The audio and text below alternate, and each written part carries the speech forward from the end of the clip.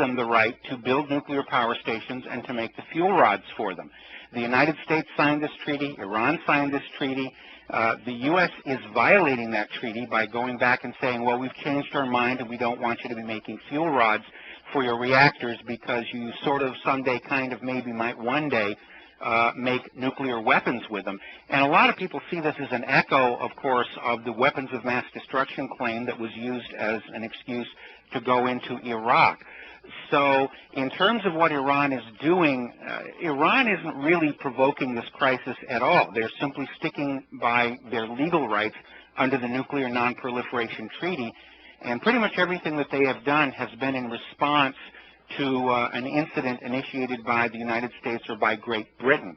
Up until the passing of the UN sanctions last week, Iran was continuing to allow inspectors into all aspects of its nuclear industry, again, under the terms of the Nuclear Non-Proliferation Treaty. But with the passage of the sanctions, that was essentially a declaration that the Nuclear Non-Proliferation Treaty is now null and void. And so Iran said, well, then, you know, there's no real reason for us to continue to allow the inspectors coming in and out as they please. And that was, of course, seized on as evidence of Iran's quote-unquote bad faith. And it goes on. Michael, the Russians, who are the very staunch supporters of Iran's right to pursue nuclear power, they had the deal for the Bushehr enrichment plant. Iran wasn't making payments. Russia seems to have switched sides in this issue.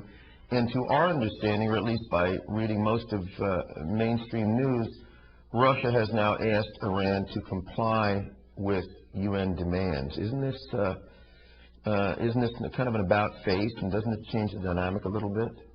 Yeah, it changes the dynamic, and you know, Putin is a very sharp operator, and we still don't know what back channel hidden deal making is going on. It was a surprise when Russia backed down on the Iranian deal and switched sides. It was a surprise to everybody that they did not veto this latest sanctions. So some kind of agreement, you know, has been reached, and it does change the dynamics. So the reality is definitely that you know, a gang has gotten together and decided they're gonna whoop on Iran, and it really comes down to, you know, what is controlling the circumstance, the rule of the law and the control of treaties between nations, or simply when enough big nations get together to beat up on another nation, that's when they're all going to go to war. And unfortunately, that seems to be the latter course that's controlling events right now. Mike, let's change topics. You have strong beliefs in many of the alternative theories on what happened on 9/11. You've gotten a little bit of unsolicited publicity lately. Could you tell us that story? Yes. Basically, this goes back to an article that the New York Post ran in their page 6 gossip column, in which they took Charlie Sheen and Rosie O'Donnell to task for holding views about 9/11 that are not consistent with the official story. And the article was just a very obvious smear piece. They got in the fact that Charlie's father, Martin Sheen, had been arrested for engaging in protests for what page 6 calls leftist causes.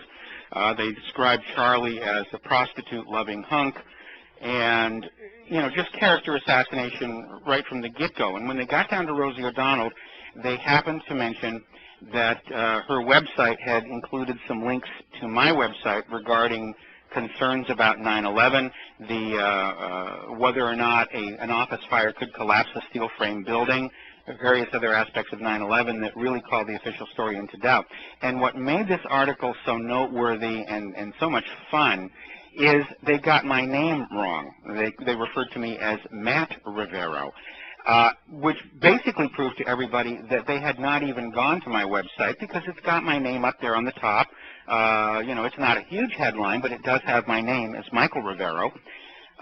So basically it established that the page 6 writers had not even bothered to check what my website was saying. It was just, let's all go out and badmouth anybody who doubts the official story. And it was kind of an historic event, I think, because for the first time we saw a yellow journalism smear piece published with a built-in self-destruct device, because by missing my name, they kind of cratered their own credibility right there within the article itself. So you're saying we shouldn't call you Matt? No, you shouldn't call me Matt. That's going to annoy the real Matt. Mike Rivero, we've been talking quite a bit today about pretext for an invasion of Iran. People have come out, including the Russian intelligence has come out with some ideas of a basic timetable of when this is going to happen. Do you have any insight or predictions on when this will occur?